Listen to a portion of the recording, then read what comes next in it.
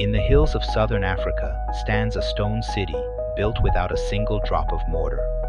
Walls over 30 feet high, fitted stone on stone, standing for 600 years. For over a century, the men who found it insisted it was impossible for Africans to have built it. They didn't just doubt it. They built an entire fake history to explain it away, one that took root in school books and museum plaques for generations. By the end of this video, you'll understand how a nation manufactured a lie to erase the builders of one of Africa's greatest civilizations and why that lie still shapes what people believe today. Between roughly 1100 and 1450, in what is now Zimbabwe, a Shona-speaking kingdom rose to extraordinary power. At its peak, Great Zimbabwe was home to an estimated 18,000 people, making it one of the largest urban centers in the region's history. Its wealth came from cattle, gold, and control of trade routes stretching all the way to the Indian Ocean. The city's builders constructed massive stone enclosures using a dry stone technique. No mortar, no cement, just precisely cut granite blocks stacked with such skill that walls have survived for over half a millennium without collapsing. Before I tell you what happened when Europeans found these ruins, take a guess. What do you think 19th century European explorers, already convinced of their own racial superiority, decided about who must have really built it? Drop your guess in the comments. In 1871, German explorer Karl Mauch became one of the first Europeans to document the ruins in detail. Mauch was stunned by the scale and craftsmanship of what he saw, and rather than credit the local Shona population living around the site, he immediately reached for a different explanation. Mauch speculated the ruins were connected to the biblical Queen of Sheba, or built by Phoenicians, or possibly linked to King Solomon's mines. Anyone, in his mind, except the ancestors of the Africans standing right there. This wasn't just one explorer's odd theory, it became official colonial policy. When Cecil Rhodes's British South Africa Company took control of the region in the 1890s, the ancient foreign civilization theory became politically useful. If Great Zimbabwe was built by outsiders, then colonizers weren't stealing land from a people with a proud, sophisticated history. They were simply reclaiming territory that had briefly belonged to some ancient, vaguely Semitic or Phoenician civilization long since vanished. The company funded excavations specifically designed to support this narrative. Amateur excavator Richard Nicklin Hall was hired in 1902 and given explicit instructions: find evidence of foreign builders. In his digging, Hall tore through and destroyed archaeological layers that could have proven local origin. Deposits archaeologists today would consider irreplaceable evidence, simply discarded because they didn't fit the story he was paid to tell. But here's where it gets strange. Real archaeologists were already starting to disagree, and the company didn't like what they were finding. In 1905, British archaeologist David Randall McIver conducted a proper scientific excavation and reached an inconvenient conclusion.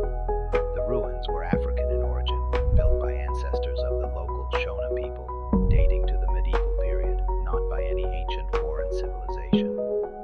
His findings were largely dismissed and ignored by colonial authorities who preferred the myth. Then, in 1929, archaeologist Gertrude Caton Thompson led an even more rigorous excavation using improved stratigraphic methods. Her conclusion matched Randall McIver's exactly. African builders, African origin. No trace of Phoenician, Arab, or any other foreign construction. Her report should have ended the debate. Instead, it triggered a backlash. What I'm about to tell you in the next 2 minutes will change how you see the word evidence. Because in Rhodesia, the government that ran the country after Rhodes didn't just ignore Caton Thompson's findings, it actively suppressed them. For decades under white minority rule in Rhodesia, it was effectively illegal for tour guides, museum curators, and even some archaeologists to publicly state that Great Zimbabwe was built by Black Africans. Museum guidebooks were edited to remove or soften the African origin conclusion. Scholars who pushed too hard on the archaeological consensus risked their jobs or worse. The country itself, when it later gained independence in 1980, chose its new name directly from these ruins. Zimbabwe means houses of stone in the Shona language. Reclaiming the name was, in part, reclaiming the truth the colonial government had spent a century trying to bury. This wasn't just unusual. This was a government using archaeology as a weapon, deciding in advance what the past was allowed to say, and punishing anyone who let the stones speak for themselves. And there's a second layer to this erasure that most documentaries skip entirely. The Zimbabwe birds. 8 carved soapstone birds, perched on monoliths, stood inside the ruins for centuries.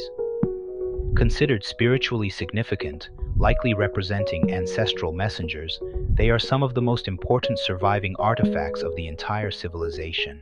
During the colonial period, most of these birds were looted and shipped out of the country. One ended up in Cecil Rhodes's private collection at his estate in South Africa. For nearly a century, most of the birds sat outside Zimbabwe, physical trophies from a civilization the same people had publicly claimed didn't belong to Africans in the first place. Only after years of diplomatic pressure following independence did several of the birds slowly get returned. One repatriation from Germany didn't happen until 2003. Another delayed peace wasn't resolved until years later still. Today, the Zimbabwe bird appears on the country's flag, its coat of arms, and its currency, a permanent symbol of a heritage that outsiders once tried to steal twice. Once by denying who built it, and once by taking the physical proof away. So here's the real question this leaves you with.